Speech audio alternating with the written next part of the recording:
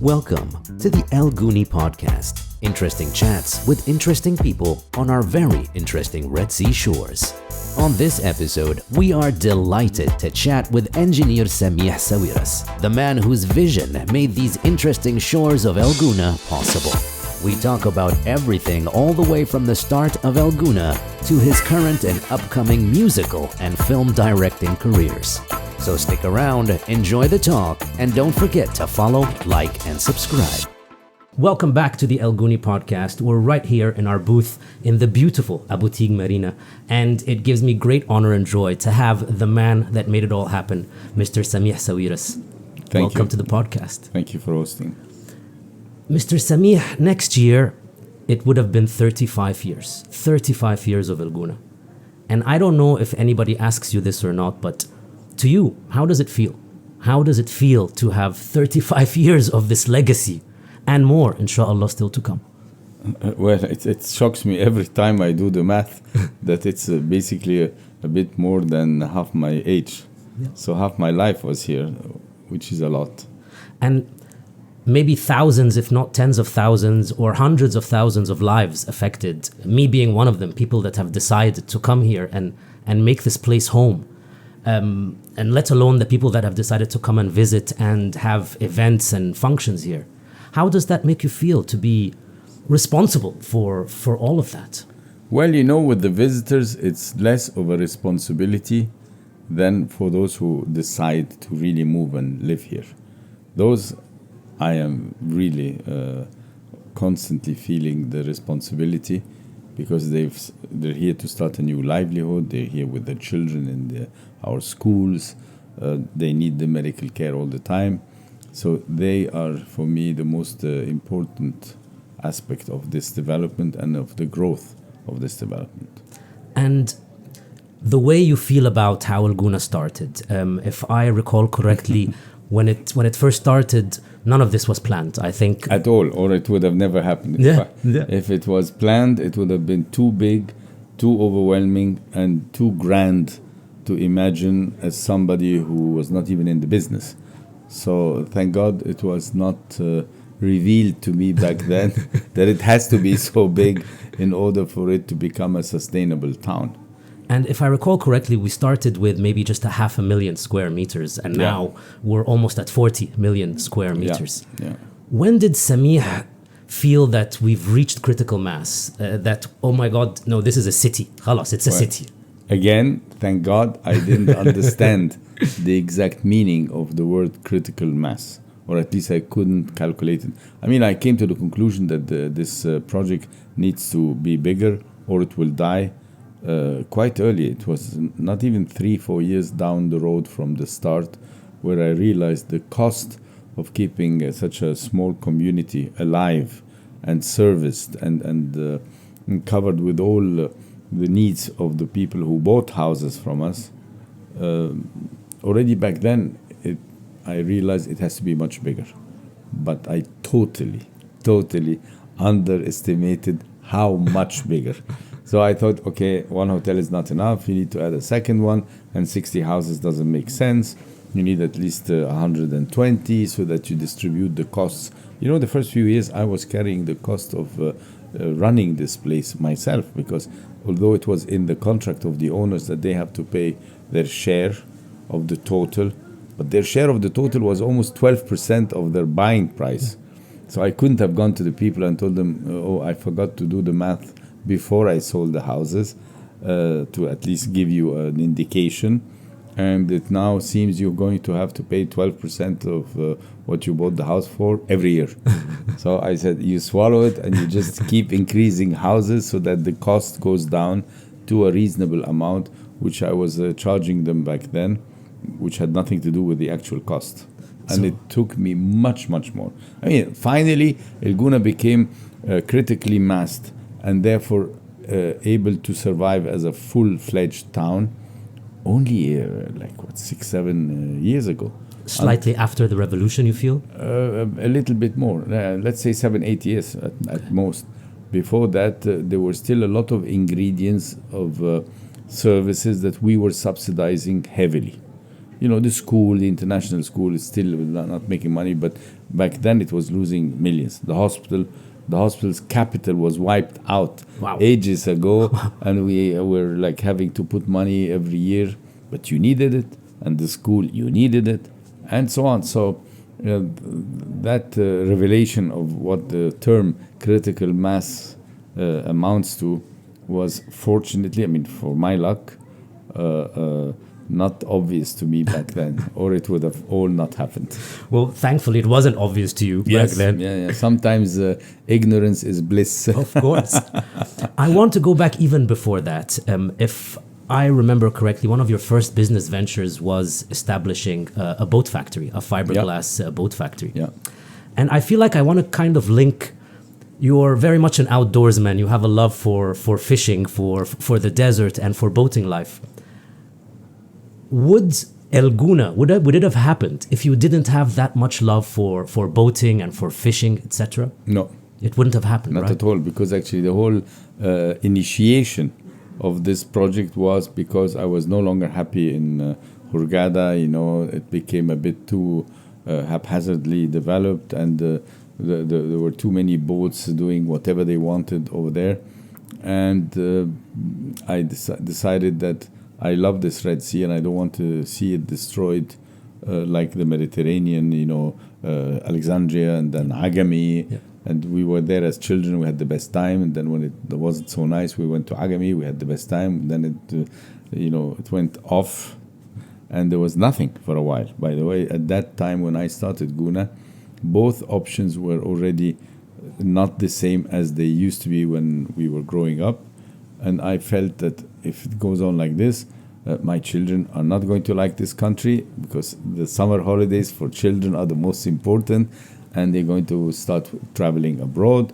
And before I know what's happening, they will no longer feel 100% rooted in this place. What helped us growing up was really the fact that the summer in Alexandria made Egypt for us the best and nicest place on the planet, and it stays like this. So it was important. What those memories of Alexandria versus the very first days of El Gouna for you? What memories do you have from the first days of El Gouna that you feel are priceless? The fact that from day one, actually, Gouna was a nice place, and it was completely controlled. There was no nonsense happening here. And we had all families that more or less knew each other, and we were not too many, so the children could play freely everywhere. The beaches were free. The little boats going left and right were easy to handle. So I felt that already now we have achieved something superior to what they would have had if I hadn't started Gouna. Amazing. It makes a big difference, when you have good memories, to try to grow on that and do something better, It's the memories that make a place, I think. Yeah. And you took this amazing experiment and you went all around the world with it, from Tala Bay in Aqaba to Jebel Sifa in Oman, Andermatt in Switzerland, Ustisa Bay in Montenegro. How much of El Gouna do you feel is in all of these different developments? Well, now that I know the formula, it becomes much less complicated and much less scary. I know exactly how to do it after I've learned from all the mistakes I've done here. It's actually one of the things I'm playing with, to write a book about all the mistakes you can do in real estate development, because I can proudly claim that there isn't another real estate developer alive that has done so many mistakes. Because most of them, some of their mistakes lead them to go out of the market completely. They go bankrupt. And I was lucky and fortunate that I managed to fix all these mistakes gradually or fast, depending on what kind of mistakes, and survive. So having been able to survive now for 35 years allowed me a lot of mistakes. I'm sure. And you've earned the right to make as many mistakes as you want. Well, no. I mean, knowledge would have been better than trial and error. Yeah. No, but anyhow, I know about most of them by now, I think. Even though I still discover places where you go and you find that they've done mistakes you didn't even think about. You know, like building a hotel on the beach, on the sea, I mean, and then deciding that it's better to place it behind the golf course. Yep. Because like this, you go on the balcony, you see the golf course, and you see the sea. Okay, how can you do that on the beach? Like, what about the wife and kids who want to go swimming? They have to take a taxi or a car to go to the beach. And, like, wow, that's a big mistake. Like when I did the Steigenberger here, we put it inland instead of using some of the land we had on the beach. And for sure, that was a mistake, because it is a super expensive hotel that is as expensive as the Sheraton Miramar. Why place it there? Mistake, And I go and I find the guy that doing exactly the same, or building 2 golf courses when he has only 100 rooms. Wow, somebody can build 2 golf courses with 120 rooms hotel and think it's going to work. I mean, if you whip every client twice a day to play him and his wife and his 3 children, you still can't fill 2 golf courses. Yeah. So a lot of these things I still see in my life. It's interesting. And you say now that you know the formula. I'm curious as to the part of the formula that makes Samih go somewhere in the mountains of Switzerland, see Andermatt and say yes, or travel to Sifa, see a little bay and say yes, this is it. Mainly the lack of competition. Okay. There are very few enterprises and companies as big as we are that have the stamina and the patience to wait 15 years for a project to start becoming cash positive. Of course. So this makes it much easier for you to work in peace and in harmony with people and with the surroundings, no stress for time or any of that. And this gave me a conviction that who wants a better business than this? You have no competition. I mean, do you know many people who build towns? No. Exactly. So basically it makes it easy because we can wait.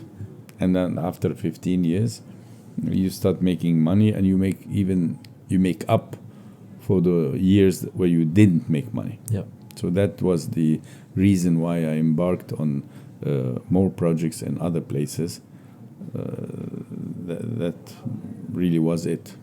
And what about the experience of an Egyptian-based businessman investing in different countries, and how that contrasts with maybe some of the negative feedback we're hearing these days with people maybe from the GCC investing in Egypt and maybe facing a little bit of backlash? I think it's rubbish to think like this or talk like this. I mean, money doesn't have a smell or a taste or a color, and people who are doing business should be treated by virtue of their business and by virtue of the contribution they are bringing to the country where they are active. So anybody who says Emirati or foreign investment is not a good idea, we should do it ourselves, doesn't know what he's talking about. It annoys me, actually. I'm sure. Because I know exactly how much we are lucky and privileged to have all these foreign investors come, especially the Emiratis, because they are coming with amounts that nobody on the planet would allocate to another country. And they know how to do it because they have already developed many such projects in their countries. So we are really lucky. So we should be putting red carpets everywhere to these investors. And frankly speaking, if we don't, we will stay poor, because Egypt has a lot of potential, but we don't have a lot of funding. Like if the entire Egyptian economy could not come up with the budget of what the Abu Dhabi government is putting in the North Coast. And they have the patience as well, like you course, say, I think. Because they're not in a hurry. Yeah. They are rich enough to wait, and they are looking at helping Egypt. So whenever I hear even the slightest criticism about this transaction, I feel really almost ashamed for our country to be treating people who have contributed hugely to our economy and our success in development like this. I was giving an example about the cinema, because we are now, as you know, in the week of Gouna Film Festival. While we have probably the best weather, the best possibilities, the best nature, a lot of cheap labor. If you want to do a movie with the war going on, you can get 2,000 people to stand in line and act like they're having a war. And then you look at how many movies are being shot in Egypt, practically none. Yes. So we need to be much more open to the investors on the lower levels, as I said before. Two parts. You listen to a minister, he's telling everybody, why don't you come, guys, we'll help you, we'll do everything for you. But you end up not having any help of substantial value. I was giving today an amazing example of people who really wanted to help themselves, which is Romania. Where is Romania on the map of cinema making? Nowhere. Those guys came up with a brilliant idea and decided that anybody who comes and spends $10 million on a movie, or $5 million on a movie, or $20 million on a movie, and these are not big numbers anymore. Yep. In Romania, he goes home with 20% of that amount. Because they figured, okay, if he leaves 8 million in our country, let him take 2 million back. Or actually, if he is making a 10 million movie and he only has 8, we will give him those 2 million because we're going to be able to keep the 8. So in a way, if you want to really attract investments, it's not enough to have good intentions. You have to be able to assure them from A to Z that this welcome note by the Prime Minister or the Minister or head of an authority is completed by the lower tiers and by the regulations. You cannot tell people come and shoot a movie, and then to shoot a movie in Egypt you have to pay money. That's the only place on the planet where they charge you before you make money. It's not. The guy has to still make the movie and try to sell it, and then hopefully people see it and pay for the tickets. That's not our problem. We want to be paid in advance. If I remember correctly, The Mummy, the film, they wanted to shoot it in Egypt, but we asked for so much money that they ended up shooting it in Morocco. Yeah.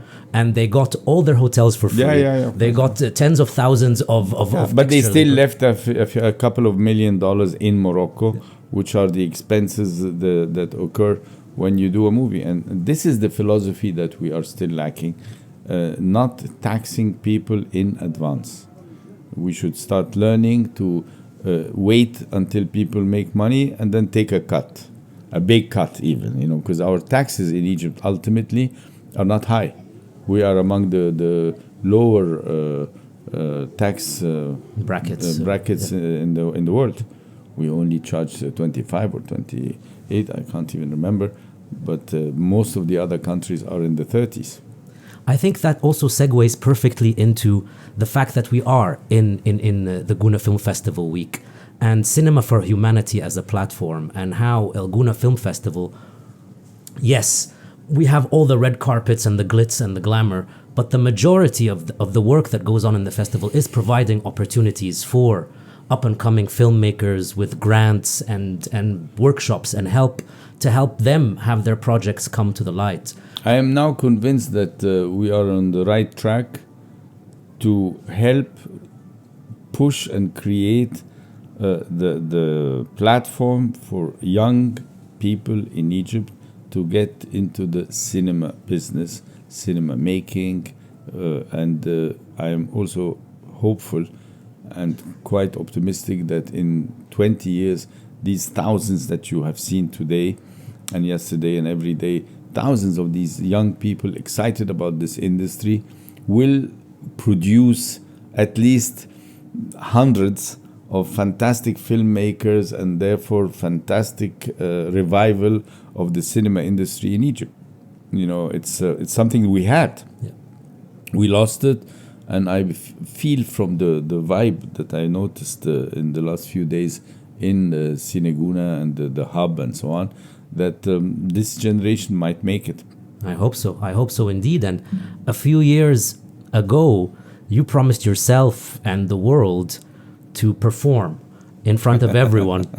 You were accompanied by a symphonic orchestra, a piece of your own composition. No, not my composition. It wasn't your composition. It was composed for me. For you. No, I'm not a composer. This would be. But coming up from all these filmmakers, last year you also announced that you would like to head into the area of movie production and maybe even film directing. Mainly directing. So I'm curious about that. Yeah. What sort of directing style can we expect? Well, you Samih? need first to teach me. Yeah. So basically, right now, as we stand, all I'm doing is to learn what it is to make a movie, and then gradually repeat the experience and the exercise of producing short movies to learn from them before I embark on a real movie. And I'm very proud of my first movie. We shot it, and it has only 35 mistakes, which means 2 mistakes a minute, because the movie is only 9 minutes or 8 minutes. But it's learning. Well, what's the movie? Tell us about it. Well, it's not. It's just literally an idea I had, and then somebody wrote the dialogue, and the script was enacted, and I learned how to make a movie while I was shooting it. So clearly, there was no way that the movie was going to be good.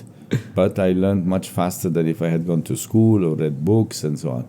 And I figured learning on the job anyway is more fun. And that's how I did it.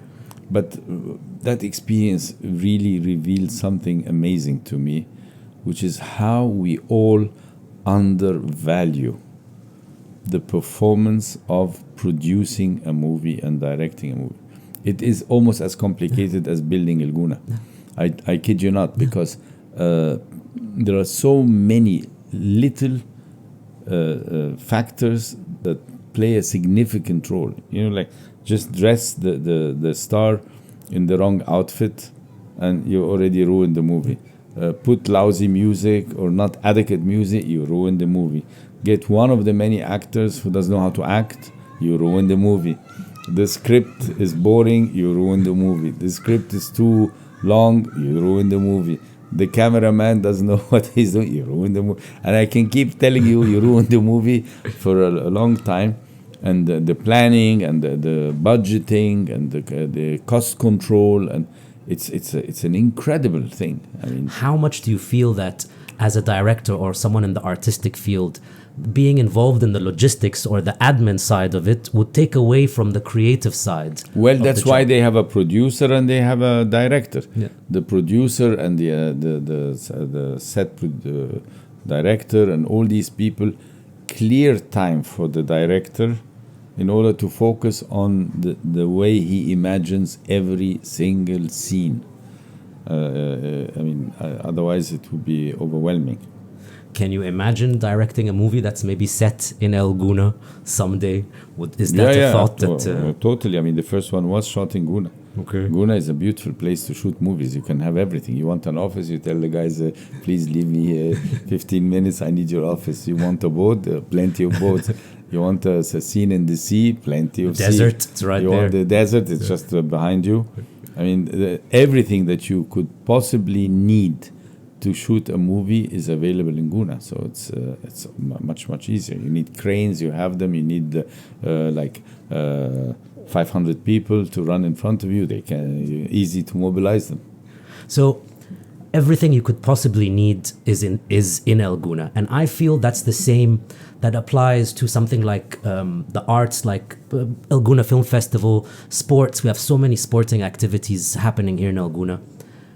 What else do you think El Gouna should add to its roster of amazing events? Gouna Music Festival, for example? Well, I was playing with the idea, but it didn't materialize for many reasons that I would not like to discuss. But it is something that somebody hopefully will adopt, because we lost also on this front. We are no longer the country that produces real music. Of course, we have our pop singers who are still number one worldwide, but that's a specific segment. But we had opera houses before anybody in the Middle East even knew what the word opera was. Of course. And we had orchestras, classical music orchestras, before anybody had them anywhere. And even the classical Arabic music. I mean, look at all the performances of Kulthum or Abdul Wahab or all Paris, these guys. all over the world. Listen to the orchestra that was with them and listen to the music that was written for them. This breed of music writers and Kulthum's songs were sometimes half an hour, 40 minutes. So can you imagine you're writing 40 minutes of music versus what we do now, which is the 3-minute, quick formula, and that's it. So I think this could be revived as well, and I hope somebody takes care of it, because we are the government is good in is providing the infrastructure, but not the software. So I believe that we should focus a bit more on the software, not just a new opera house, or now we have 3 or 4 of them in Egypt, but none of them has a budget to really do music or to embrace young kids in a school that will teach them how to compose or teach them how to even play music. So that's what we need. Do you feel that's an issue with these newer generations living more and more virtually and less in real life? Less people Worldwide. going to the cinema, less people going to theaters. How do you see that progressing? It's a bit sad. Worldwide, it's the case. I mean, when I go to a concert somewhere, even in Europe, which I do a lot, if I'm sitting in the back, all the hair I see is white. Yeah. So the younger generations are losing touch with this intensive kind of music that requires a lot of time. They prefer this quick pace. It's the art of being there, of being there, being in the moment. Now, continuing, looking forward to the future. A couple of years back, you rightfully decided to hand the torch over and sort of enjoy a less stressful life. True. How do you view the future of El Gouna from now onwards? And I'm curious, what sort of advice did you hand over to your son, Naguib, in the process of handing over the torch? You know, when I gave him the torch, as you want to call it, I told him, you have my number, you can call me if you want any advice, otherwise good luck. And I left. That's basically it, because you have to allow the next owners to act the way they feel best. And whenever I don't agree about something, I'm just accepting the fact that he's in control and he has to decide himself. But don't forget, he's had also a long time in Gouna, seeing the evolution of Gouna, so he understands what makes Gouna great and how to keep it great. It's not like I will handed it to some buyer of the shares who now is just seeing how he can make most money back quickly, because he just invested a lot of money to buy me out. You know, he has it and he is not in a hurry. It's very important in this kind of enterprise not to be in a hurry. Patience, as you said in the beginning. Yeah, if you are desperate to make money, you will usually not make it. And you also mentioned many times in interviews before that you sort of handed over the torch because you believe in the importance of having a balance in life between stress and between enjoying I life. earned it. I mean, all I was telling everybody when they were asking me, how can you give up Gouna after you've put so much and the other projects as well and so on. I said, I don't need to prove anything to anybody anymore. And therefore, now it's about me. It's time for me to have a nice, relaxed life with the fewer projects that I still have, so that I don't become jobless, or stay at home watching TV, but not this crazy setup that cannot function without a full dedication, time-wise above all. And I want my time to be now used for what gives me pleasure. The few years where I'm still healthy enough to enjoy everything, I'm entitled to that. So Absolutely. that was the real reason behind my departure. The other secondary reason, and it is really the reason number 2, is it's much better for a son to take over completely so that he feels free and not worry about his father changing his mind or having a fight about some topic, and then the father says, okay, no, it will not happen like this because I own the company. And then they disagree and they end up fighting and losing the relationship. So I didn't want my kids to keep calculating how many more years is he going to stay around so that we inherit, for example. And also me departing while I'm still fit and working and makes him have a free of charge advisor, consultant, whatever you want to call me, for him.